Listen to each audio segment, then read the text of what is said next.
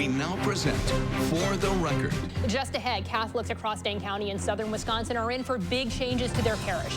Bishop Hying sits with me for an exclusive one-on-one. We're much more able to be about the mission, which is proclaiming the gospel, celebrating the sacraments. Plus, Supreme Court race is breaking new records yet again. The ideological balance of power on an extremely important court is up for grabs. Welcome to For the Record. I'm Naomi Coles. New records in the state Supreme Court race as it becomes the most expensive race for a high court in the country.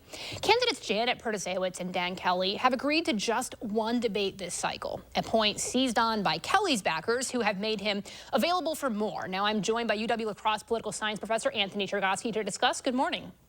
Good morning, Naomi. So let's talk first about the debates before we hit spending.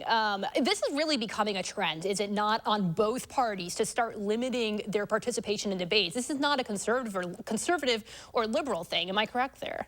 That is absolutely correct, Naomi. And that is the most important thing to note about the politics of debates in the Wisconsin State Supreme Court election.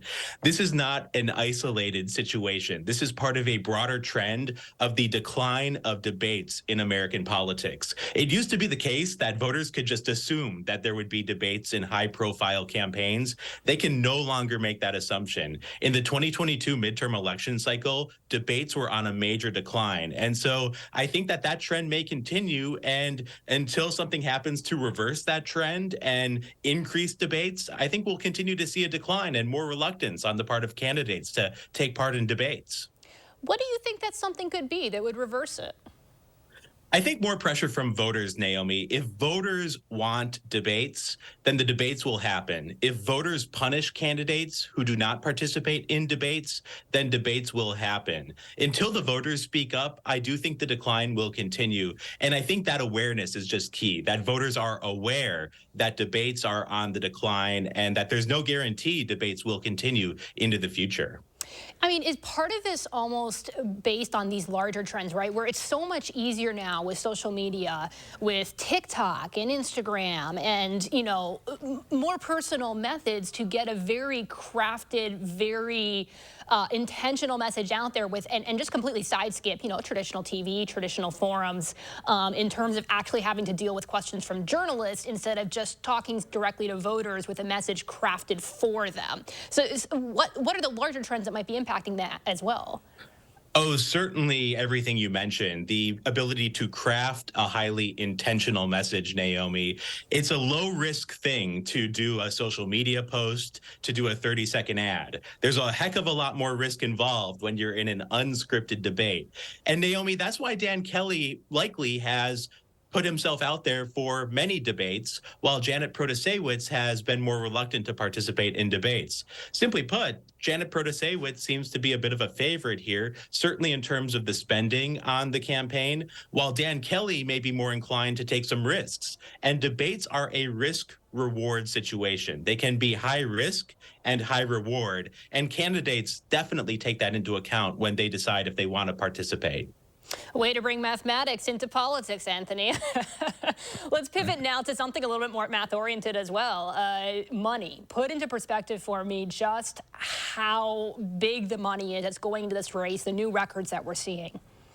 We have already shattered the existing record for most spending in a judicial election, Naomi. The existing record is from 2004. That was $15 million spent in a state Supreme Court race in Illinois. We have already gone past that and then some. Plus, we still have several weeks left to go. So not only will Wisconsin break the record for the most expensive judicial election in American history, Wisconsin is going to absolutely shatter the record. It is going to be an eye-popping figure, whatever that figure is, when we see how much money ends up being spent when all is said and done. You know, that's an interesting point you raised. You said the last record was 2004. Now, in most races, when we're talking Senate or, you know, congressional, representative, even, you know, potentially governor, records are set almost every single year, right? Why do you think it's been so long since we saw a record set in specifically a Supreme Court race? I think, Naomi, it's because we haven't had a judicial election quite like this one, where abortion is very much on the ballot. where gerrymandering is very much on the ballot, where the ideological balance of power on an extremely important court is up for grabs. I don't think we've had quite the coming together of circumstances that we have in this race, where we have hot button social issues, we have the balance of power at stake, and that is bringing in incredible amounts of money. Is part of this also because there's so few other massive races like this anywhere in the country this year that potentially the big spenders nationwide they're just dumping it all into one? It's because there's just not as many others to invest in?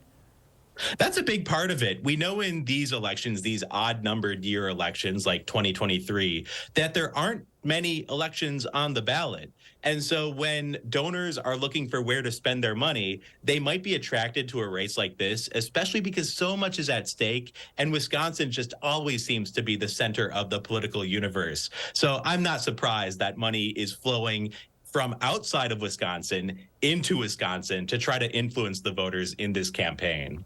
Anthony, anything you'd like to add? Naomi, I just think that this is going to be a startling figure in terms of money when all is said and done. And that's going to raise a lot of interesting questions about just what we want out of our judicial elections. Do we want our judicial elections to continue to be polarized, partisan, high dollar contests, or do we want something different? That's a question that voters are going to need to reckon with once this is all said and done. Always good to talk to you. Thanks so much for spending time with us this morning. Thank you. All right, just ahead, massive changes in the Madison Diocese. A one-on-one with Bishop Hying breaking it down.